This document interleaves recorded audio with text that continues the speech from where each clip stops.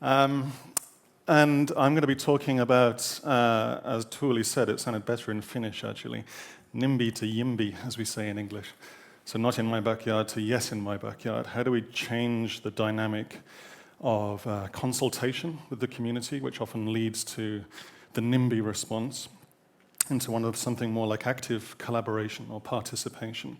The premise being that we have all of the solutions we need, we have all of the capital we need, we know how to do renewable energy, we know how to make sustainable cities, there is plenty of capital swimming around. The question is, how do we redirect it and how do we agree on what to direct it to? That's the actual problem, decision making, not technology, expertise, analysis, decision making. And I'll be talking about urban issues as well as rural issues. Behind me is a live urban issue, as we say. So this is commissioned by the city of Helsinki in Baana, the successful submerged rail line in the middle of Helsinki. It's a sculpture designed to be skated upon by skaters. And the skaters skated upon it, and the residents complained about the noise. So the Public Works Department went out and dug a trench around the sculpture that the city had just commissioned to stop the skaters skating on the sculpture that had just commissioned to be skated upon. So why is the city of Helsinki vandalizing its own projects? It's not because the city of Helsinki wants to, clearly, and it's not because there's an issue there with the people at all.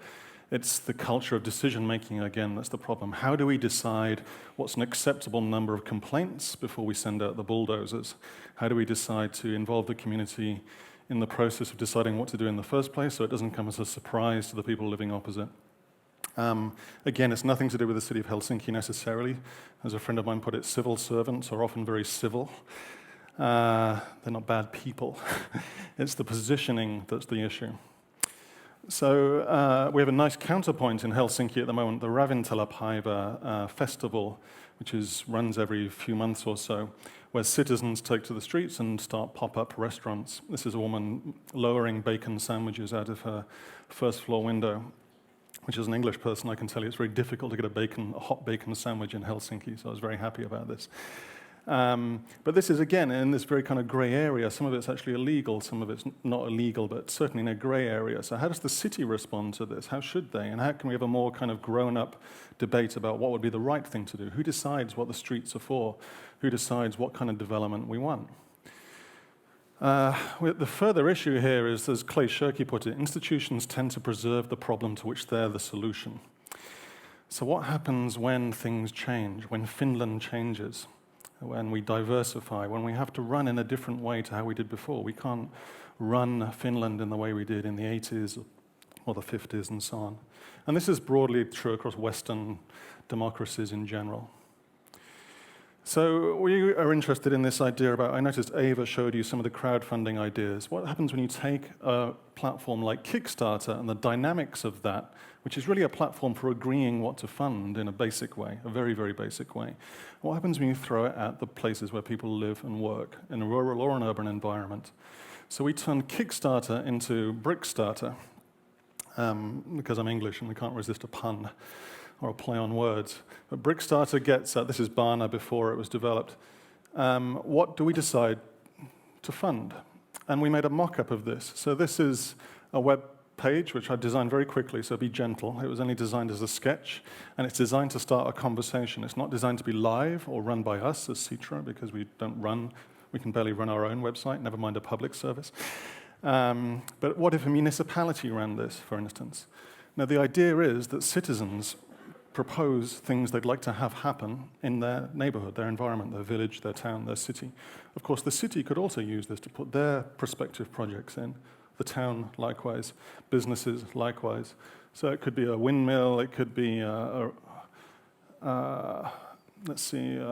kiosk which is largely disused, a courtyard becoming a community garden rather than a parking lot, and so on. A wind farm in Punkaharju, you see them dotted on the map in the way you'd expect. A project might earn these badges if it's a certain kind of project, so you might be able to tend it towards sustainable outcomes. That's lifted from Foursquare. Any social media users might recognize this. You pitch your idea, you make a little video about that. You can invest in the project as a citizen, or a business, or whatever. The issue here isn't what to do, because all of this is really obvious, right? You just take social media and crowdfunding, throw it at municipal issues. This is designed to flush out the questions. There's nothing intrinsically democratic about crowdfunding, necessarily. Money speaks very loudly, right? So do we want that kind of outcome? What happens when that substitutes for the municipal purse? If these are public projects, shouldn't the public purse pay for that in some way? It might substitute for taxation. How do we vote? What does a vote mean? Is it like a Facebook like button, or is it a vote every 4 years, or something in between? And so on. It's backed by members of the community. What does the local councillor think? These are all made-up people, or some of you might recognize some of them, but the names have been changed. How does it leave traces of what happened so other people learn how to do these kinds of projects? At the moment, no one knows how to get these projects up because there's no way of sharing it. The internet's very good for that. Again, what if a municipality had such a service and worked with the community to generate proposals? Where do you hold the debate and so on? You get the gist of it. This is a sketch, a prototype to generate discussion. We're talking to various municipalities and local projects all over Finland, from Hamina to Högsätra, actually. Because we're interested in turning activism into activity, not just the one wind turbine that gets up against all the odds in Hamina, but how do you make this a broad-scale activity? How do we share the effect of that? This is a shot, my favorite shot from Ravintolapaiva, by the way. That's an Argentinian woman dressed as an empanada, an Argentinian snack. How do we capture this sense of active citizens, which is happening in Finland, happily, but also municipalities as well? How do government and citizens work together? And that's what this project's Brickstarter is about. It's an applied research project. Please go there and find out more, and feel free to email us afterwards. Thank you.